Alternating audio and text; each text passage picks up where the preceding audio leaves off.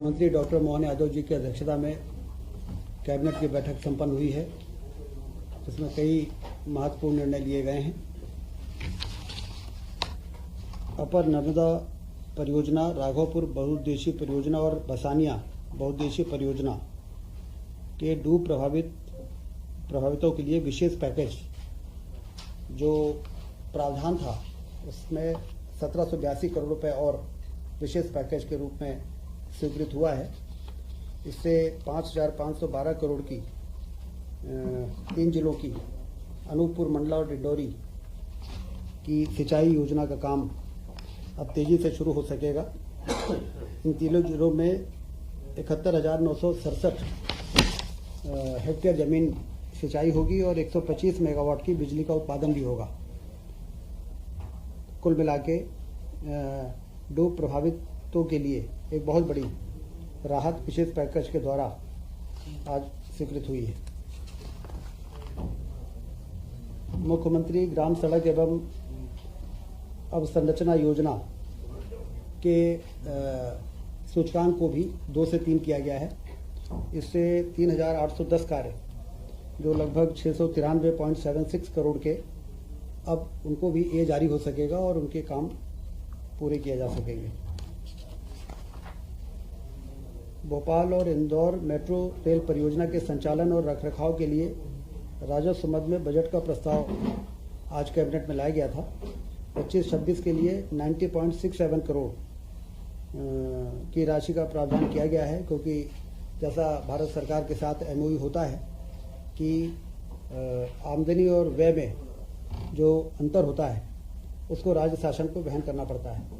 इसलिए चूंकि अब ये शुरुआत है, आने वाले दिनों में स्टेट बजट पर कम बाहर आए, इसके लिए जो ये परियोजना में काम करने वाले लोग हैं अपने आमदनी के स्रोत को बढ़ाएंगे। लेकिन अभी इस वर्ष 90.67 करोड़ के अंतर का अनुमान लगाते हुए बजट में प्रावधान इसका किया गया है, जिससे कि भोपाल और इंदौर की मेट्रो सुचारू रूप से संचालित हो सके।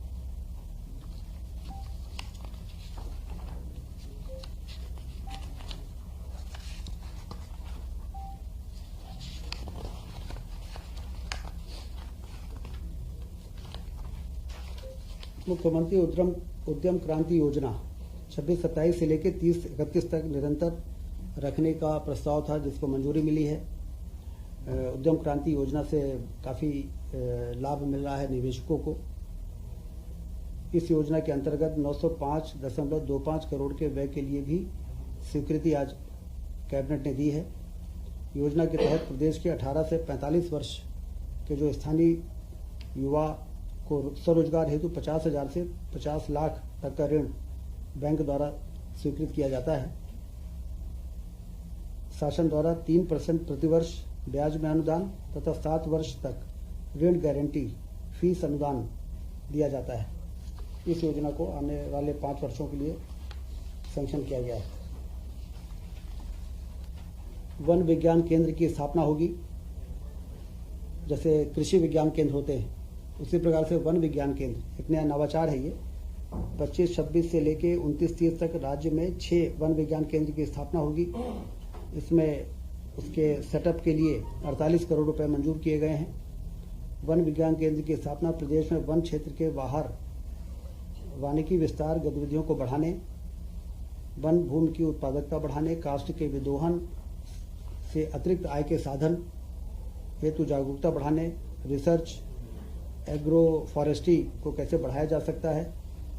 अशासकीय संस्था द्वारा भी वन विज्ञान केंद्र की स्थापना वन विभाग की अनुमति से की जा सकेगी। ये प्रस्ताव कैबिनेट में आया है। ये कहाँ स्थापित होंगे? अभी ये तय होगा, अभी तय होना है। अभी प्रथम चरण में 6 है, उसके बाद और बढ़ाया जाना है कि नहीं बढ़ाया जाना है, ये फिर कैबिनेट में लग जाएगा। राज्य शासन में कार्यरत कर्मियों के पदों से संबंधित अस्थायी और स्थायी पद का अंतर समाप्त किया गया है। 10 प्रकार के जो वर्गीकरण होते हैं कर्मचारियों के, नियमित, संविदा और आउटसोर्स, अंशकालीन और कई प्रकार के, तो उसमें कर्मचारियों को रिटायरमेंट के बाद, प्रोबेशन के बाद कई चीज़ों में जो परेशानियां आती थी अब वो 10 श्रेणी के बजाय 5 श्रेणी ही रहेंगी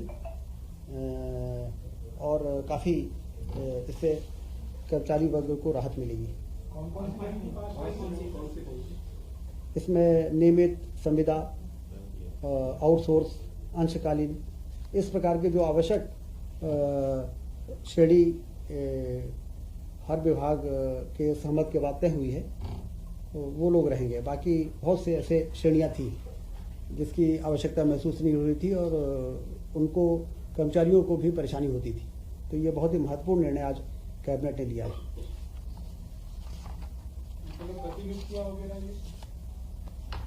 प्रतिनियुक्ति वो इससे संबंधित नहीं है।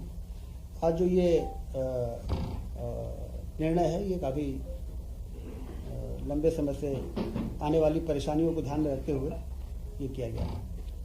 कुल मिला के कैबिनेट में आज ये एजेंडे थे।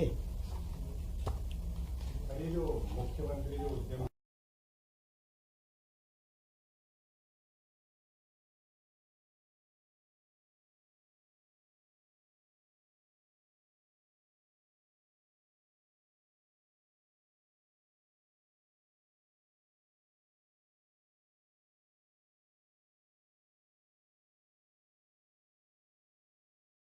तो लगातार रिव्यू होता है कि कितने आवेदन आए हैं, किस जिले में कितने आए हैं, कितने सैंक्शन हुए हैं।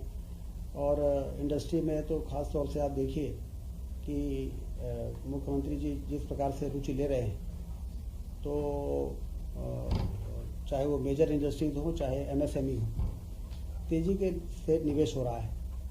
और इसका जो अभी तक का परिणाम है GIS के बाद, GIS में लगभग 30 लाख करोड़ रुपए की निवेश के कंसेंट आए थे और 8 लाख करोड़ रुपए के काम शुरू हुए हैं। 6 लाख करोड़ के काम शुरू हैं और 2 लाख करोड़ रुपए के निवेश से संबंधित गृह मंत्री जी मध्य प्रदेश आ रहे हैं, उसमें उसके भूमि पूजन भी करेंगे।